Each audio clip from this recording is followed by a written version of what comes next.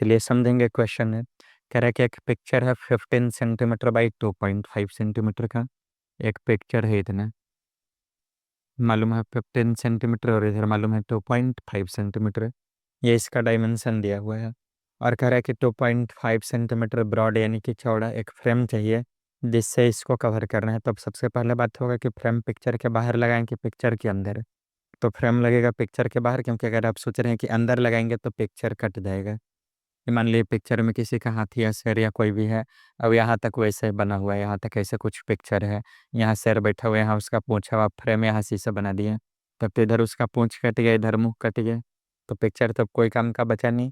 ऐसा फ्रेम लगा कर क्या फायदा है। यानी फ्रेम कहाँ से बनेगा, तो फ्रेम बनेगा पिक्चर के बाहर से। तो फ्रेम हम लोग यहाँ से बनाएंगे ऐसे। अंदर क्यों नहीं बनाएंगे, क्योंकि पिक्चर के अंदर अगर फ्रेम डाल दिए तो पिक्चर कट जाएगा और पिक्चर हमको बचा के रखना है। पिक्चर अच्छा दिखाई दे इसके लिए फ्रेम लगा रहे हैं। और अंदर से लगा देंगे तो पिक्चर ही नहीं बचेगा, तो दिखाई क्या देगा, है ना। दोनों साइड से तो ढक जाएगा, हर एक साइड से।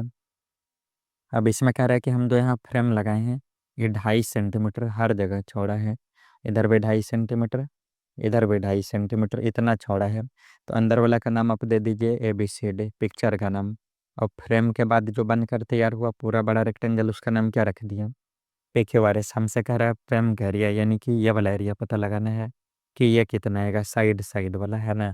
बीच में तो कुछ है नहीं, तो आपको बस समझने के लिए बताए थे कि फ्रेम हम लोग को अंदर नहीं लगाना है। तो फ्रेम कहाँ लगाएंगे, पिक्चर के चारों साइड से बाहर की तरफ फ्रेम लगाते हैं। तो अभी लग गया फ्रेम पिक्चर में। इसके लिए डायमेंशन चाहिए होगा कि P से Q तक इसका लेंथ क्या होगा। तो PQ कितना मिलेगा हम लोग को, तो PQ यहाँ से यहाँ तक ये कितना आएगा। तो AB यहाँ से यहाँ तक कितना है, तो 2.5। AB दिया हुआ था 2.5, और इधर भी है 2.5 और इधर भी है 2.5। चारों तरफ 2.5 है। तो 2.5 यहाँ, 2.5 यहाँ और 2.5 यहाँ, यानी कि 2.5 सेंटीमीटर में जुटेगा।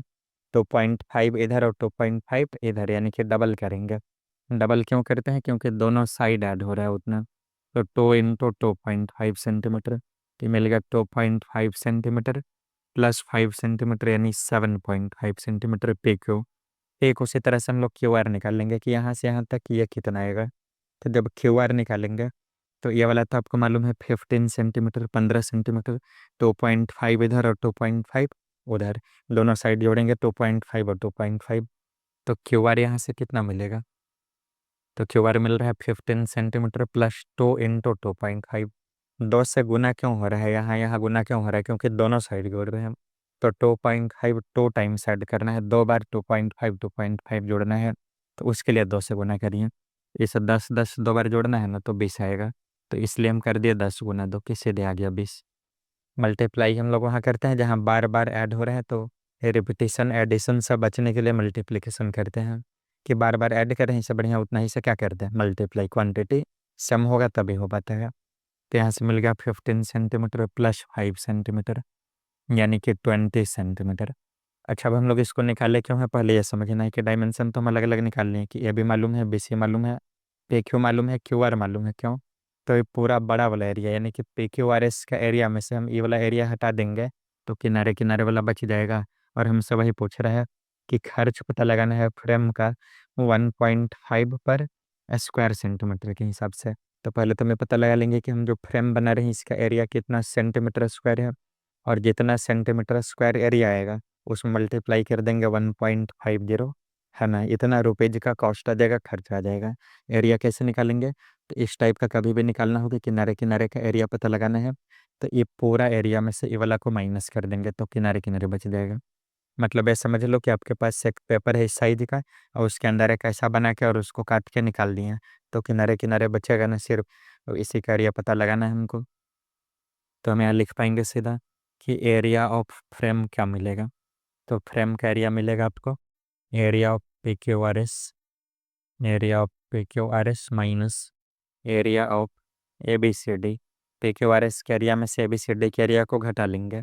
तो PQRS का एरिया क्या होगा, तो PQRS एक रेक्टेंगल है, और रेक्टेंगल का एरिया होता है लेंथ इंटू ब्रेथ। तो लेंथ है PQ, लेंथ और ब्रेथ कोई भी ले सकते हैं, ज़्यादा ही है तो इसको लेंथ मान लेंगे और इसको ब्रेथ मान लेंगे। तो PQ × QR, मतलब यही करना है कि इन दोनों को क्या कर देना है, मल्टीप्लाई।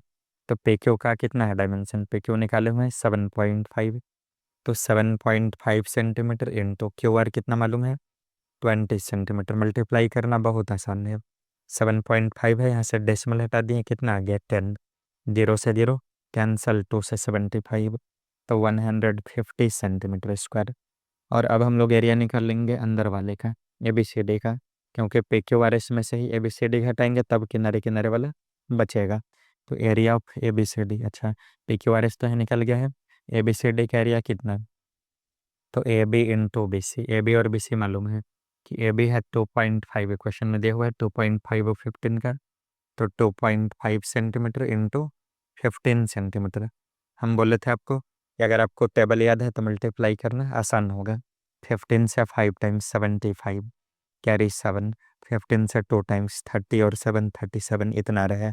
अब इन दोनों को माइनस कर लेंगे, तो 150 का मतलब क्या हो गया कि 150.0 और उसमें से माइनस करना है 37.5। घटाते समय डेसिमल बिल्कुल आमने सामने होने चाहिए। अब जिसमें डेसिमल नहीं है उसमें सबसे लास्ट में डेसिमल लेकर बगल में 0 पुट कर देंगे। तो 150 में डेसिमल नहीं है तो 150 के बगल में डेसिमल और लास्ट में 0 रख दिए।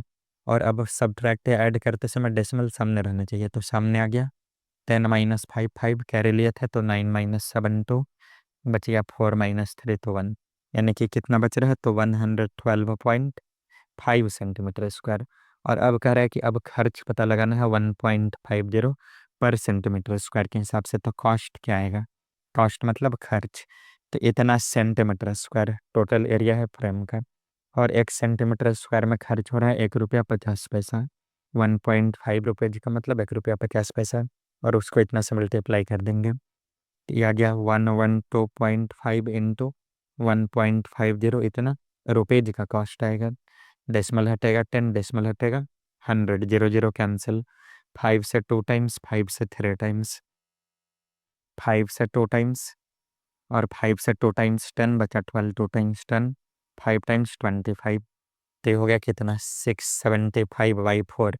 अब डेसिमल में बदल देंगे वापस से, कितना जाएगा 4 7 टाइम 4 बचा 27, 6 टाइम्स 24 35, 8 टाइम्स 32, बचा 30 30 मतलब 75। तो 168 रुपया 75 पैसा का खर्च आएगा, सेंटीमीटर स्क्वायर नहीं कॉस्ट है ना। तो 168.75 इतना 168 रुपया और 75 पैसा इतना होगा उसका खर्च, किस में? तो फ्रेम बनाने में। फ्रेम कहाँ बनाना है? तो पिक्चर के चारों साइड, बाहर से कि अंदर से? तो फ्रेम हमेशा बनता है बाहर से, क्योंकि अंदर बनेगा तो पिक्चर ढक जाएगा।